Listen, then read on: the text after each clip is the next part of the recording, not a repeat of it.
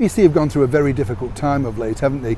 With huge swathes of numbers now not buying their public TV licence simply because they don't think it's worth it, and in this streaming and digital world, a lot of people are turning to other sources for entertainment. But the BBC are really hopeful that people now will return to them in droves. But what's the reasoning behind that? Hi, good morning, Neil Sean here in the very heart of London. Nice to see you today as ever. It's interesting, isn't it, when you think about it now, because before everybody would have tuned into the BBC over here in the United Kingdom and possibly worldwide.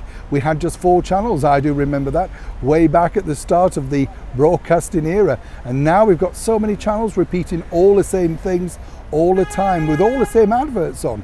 Am I right?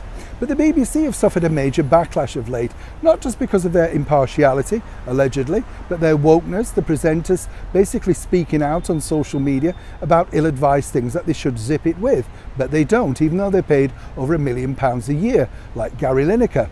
That's one of the big sources of contention with the customers of the BBC as well. They see a lot of people being paid a lot of money, which they feel isn't worth the money from the public purse. But now the BBC are hoping that shall we say, all things might change. Well, it's difficult times, isn't it? Because when you have a major event like the recent state funeral of our late monarch, Queen Elizabeth II, people indeed do turn to the BBC.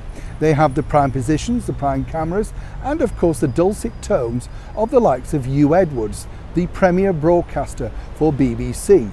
Now it's interesting because I don't know if you know this, but one of the presenters of the BBC that left to defect to a little known channel called LBC was rather upset because his voice was wiped off a proposed documentary celebrating the life of the late Queen.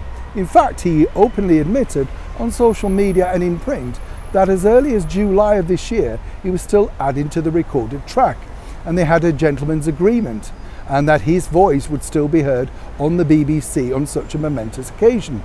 The BBC decided differently, wiped him and paid him off. That's right, another expensive mistake by the BBC. But they are now hoping that that particular event, as I say, of the state funeral of Queen Elizabeth II will now make people think it's a worthwhile investment, including in these very difficult cost of living times, that people will simply come back, buy a TV licence and all will be forgiven. Of course, they're forgetting that earlier this year they paid out, well, thousands of pounds for the mismanagement of their debacle with the Martin Bashir Princess Diana interview of 25 years ago, and that's still very much in the public mind. So it's going to take a lot more than a spectacular event of our late monarch, many believe, to make sure people will come back and spend a lot of money back here in the United Kingdom with the British Broadcasting Corporation. As ever though, I'd love to know what you think to this particular story in the comments below. Has this swayed you, or simply do you think a job well done, thank you very much, but simply not worth the £150 plus a year for all the services and all the high salaries that the BBC sadly are now more known for, rather than their spectacular once programming? Neil Sean in the very heart of London.